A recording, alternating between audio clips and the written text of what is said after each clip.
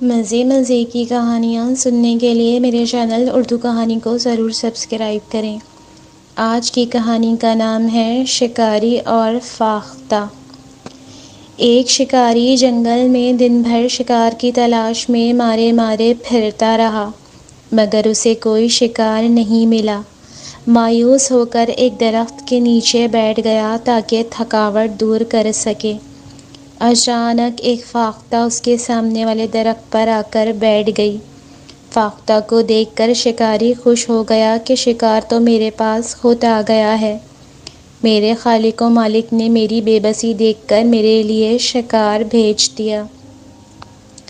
شکاری نے اپنی غلیل میں پتھر کا چھوٹا سا ٹکڑا رکھا اور فاختہ کو نشانہ بنایا۔ فاختہ پتھر لگنے سے شدید زخمی ہو گئی، پھڑپھڑاتی ہوئی زمین پر آ گری۔ شکاری نے اپنی جیب سے اپنا چاقو نکالا اور فاختہ کو ذبح کرنے لگا تو فاختہ نے کہا، اے انسان، میں جانتی ہوں کہ اللہ تعالیٰ نے دنیا کی ہر شے انسان کے لیے پیدا کی ہے۔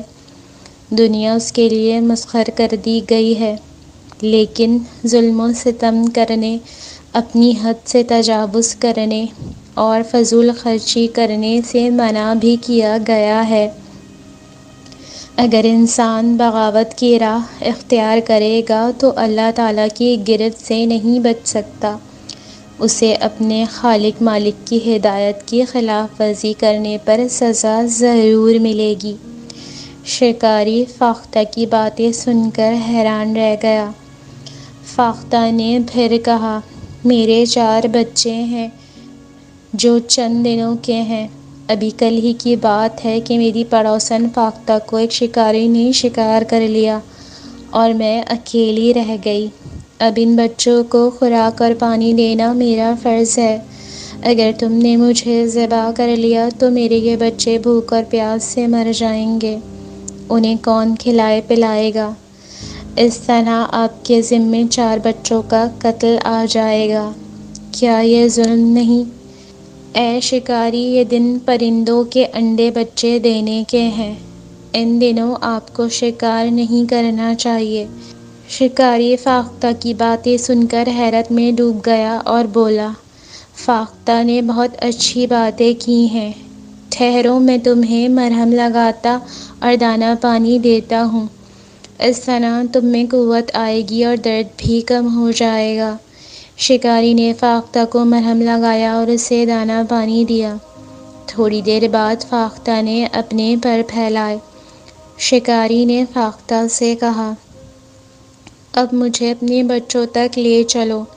میں تمہاری اور تمہارے بچوں کی دیکھ بھال کروں گا جب تک تم تندرست اور بچے بڑے نہیں ہوتے۔ چونکہ میں نے تمہیں زخمی کیا ہے، اس لیے اب میرا فرض ہے کہ تمہاری دیکھ بھال کروں۔ فاختہ کے زخم پر مرہم لگنے سے درد کم ہو گیا اور غذا کھانے سے قوت بھی آ گئی۔ فاختہ اپنے پر پھڑپھڑانے لگی، تھوڑا سا اٹھتی اور پھر بیٹھ جاتی۔ شکاری اس کے ساتھ ساتھ چلتا رہا۔ آخر فاختہ اپنے گھونسلے کے مقام تک پہنچ گئی۔ اس درخت کے نیچے بیٹھ کر اوپر دیکھنے لگی۔ شکاری سمجھ گیا کہ اس درخت پر فاختہ کا گھونسلہ ہے۔ وہ درخت پر چڑھ گیا۔ واقعی گھونسلے میں 4 چھوٹے چھوٹے بچے موجود تھے۔ اس نے گھونسلے سمیت فاختہ کے بچوں کو اٹھایا اور نیچے اتر آیا۔ اس نے فاختہ کے سامنے دانہ دنکا رکھا۔ فاختہ اپنے بچوں کو کھلانے لگی۔ جب ان کے پیٹ بھر گئے تو خوشی سے بولنے لگے۔ شکاری ان ماں بچوں کو اپنے گھر لے آیا، ان کی دیکھ بھال کرتا رہا، حتیٰ کہ فاختہ مکمل صحت مند اور بچے بڑے ہو گئے اور اڑنے لگے۔ شکاری نے یہ دیکھ کر فاختہ سے کہا، تم نے مجھے ظلم کرنے سے بچایا، تمہارا شکریہ۔ اب تم اور تمہارے بچے جہاں چاہیں جا سکتے ہیں۔ اے فاختہ، میں تیرا پیغام دور دور تک پھیلاؤں گا تاکہ لوگوں کو یہ بات معلوم رہے کہ جب پرندوں چرندوں کے انڈے بچے دینے کا وقت ہو تو انہیں مت ہلاک کرو، ورنہ ان کی نسل آہستہ آہستہ ختم ہو جائے گی۔ مزید اچھی ایسی کہانیاں سننے کے لیے میرے چینل اردو کہانی کو ضرور سبسکرائب کریں اور میری ویڈیو کو لائک شیئر کمنٹ بھی ضرور کریں۔ بہت بہت شکریہ۔